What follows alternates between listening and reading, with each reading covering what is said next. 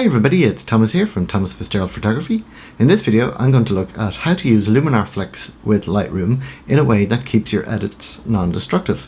So to do this we're going to use Photoshop as an intermediate, and the reason to do this rather than just using Luminar directly from within Lightroom is that Luminar Flex supports Photoshop's smart objects, and by doing this you actually keep all of your edits non-destructive so you can go back and change them at any time.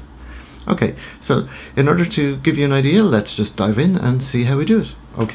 Okay, so we're going to start off here in Lightroom, and I just have selected an image here, and this is actually shot with my cell phone, so it was on a iPhone XR, and I shot it in the Lightroom mobile app, so it's actually a raw file, and I've just done some really basic edits on it here in Photoshop. So what I want to do is I want to edit this a bit further using Luminar Flex. And rather than just going like something like this and going edit in Luminar Flex, what I want to do is send it to Photoshop first. Now, the reason we do this, rather than just doing the editing as I've just shown you, is that if you send it to Photoshop, you can actually keep all your edits intact, which is kind of what I outlined in the introduction. So to do this, we have to send it to Photoshop in a special way. So what we do is I'm going to right click on the image and I'm going to go edit in, and then open as smart object in Photoshop.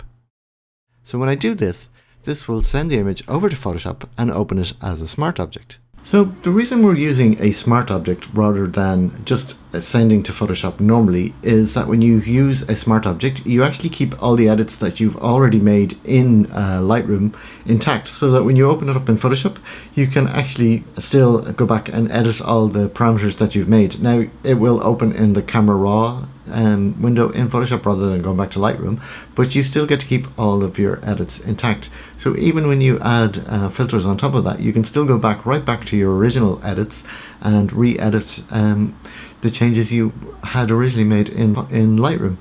Okay, so we're now in Photoshop. So if you look down here, you see in the layers panel, you'll see this little icon. So if I double click on this, and make sure to double click on it in the icon, this will open up Camera Raw. And you can see here's all the settings that I set in Lightroom. So it's kept these non-destructively. Okay, so I'm going to cancel out of this because I don't want to make any changes. Okay, so the first thing I want to do is I want to be able to keep this as a reference point, and also give me the option if I want to do kind of blend between the plugin version. So what I want to do is duplicate this layer. Now, in order to do this properly, you can't just use the normal Command J or just a normal layer duplicate. You have to duplicate it in a special way, otherwise it will actually clone the layer rather than making a copy of it. So what I want to do is right click on it, and then we want to go New Smart Object via Copy.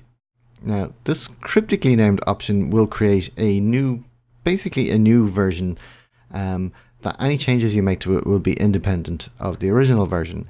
Whereas if I just did a straight copy, any changes I make to it would actually also happen to the layer below. So I know this is a bit complicated, but just if you want to duplicate the layer, that's what you have to do. Okay, so once I've done that, I can now go ahead and apply my filter, in this case Luminar Flex. So I'm going to go down here and go Scala Software, Luminar Flex. So the advantage of Luminar Flex is it actually properly recognizes Photoshop smart objects. So what that means is any changes I make to this will be kept non-destructive. So I can go back in and re-edit them. Some plugins don't properly support smart objects. They will let you apply the smart object, but if you go to make changes again, they'll just reset back to the defaults. So to demonstrate this, I'm just going to make some quick few changes here. I'm not going to do anything fancy. I'm not actually trying to make this a great image or anything. I'm just doing this purely to demonstrate. So I'm going to quickly go through it, and I'll just add a few more.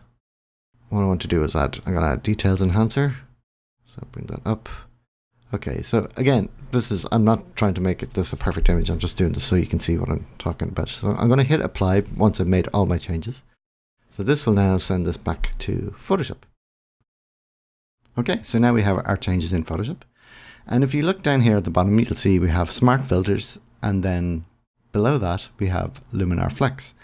So what that means is this has applied Luminar Flex as a smart filter onto this layer. So the advantages of this are twofold. First of all, I can go back in here and re-edit this image. So if I double click on the Luminar Flex icon or Luminar Flex entry in the layers panel, this will reopen Luminar Flex, And if you give it a second, you can see it still has kept all the changes I made to it previously. So I can now go and change these. For example, or I could add some structure to it. And again, I'm just doing this just purely for demonstration purposes. So if I click apply again,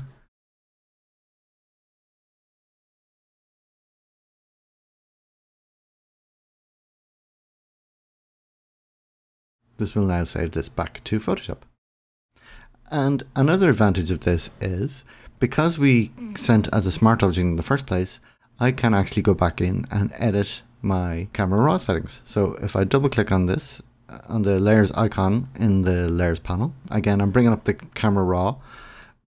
So for example, I can change the exposure, or I can increase the clarity, or maybe what we'll do is we'll just up the saturation, and we'll take it to kind of ridiculous levels.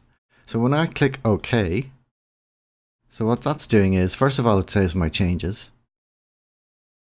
And what it's now going to do is it's going to relaunch Luminar and then reapply the settings that I've previously used in Luminar back to the layer that we've just created. And this, how fast this is will depend on your computer, but in mine it takes a couple of seconds to load and then save again.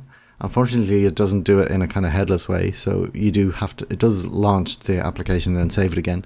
But as you see, we've saved everything and all our edits are non-destructive. So the reason earlier when I created duplicate of the layer, one of the reasons for that is sometimes you might find the effect is too much, so you just want to kind of blend the two. So I'm kind of just adjust the opacity of the filtered layer to blend the effects between the two. So that way it's kind of like an overall fader for the effect. So once you have finished and you've made all your changes, all you have to do is just save this. And then I'll just close this window. And I can hop back over to Lightroom. And we now have our PSD in Lightroom. So if I turn on the information, you can see, well, in this case I saved it as a TIFF. And if I want to, I can re-edit this again. All I have to do is go edit in Photoshop. And this time I don't have to go send it as a smart object because it's already a layered Photoshop file. So I'll just go edit in Photoshop. And in this case we want to go edit original. And this will reopen it. And you can see we still have our smart object, so we still have all our raw parameters intact, and we still have our Luminar edits intact, all non-destructive and all fully editable. So in my opinion, this is a much better way to work with Luminar Flex than just using the edit in functions in Lightroom, because you get to keep all your edits non-destructively and you can go back at any time and make the changes that you need to make. So that is pretty much it. Okay, that is pretty much it for this video. I hope you have found this useful. If you have, please like, share and subscribe, and don't forget to hit that bell button to get notified of new videos. I also want to thank all my Patreon supporters who help keep this channel going, and you can check out my Patreon page with the links in the description below, and don't forget to check out all the other links in the description as well. And thank you for watching, and we'll see you next time.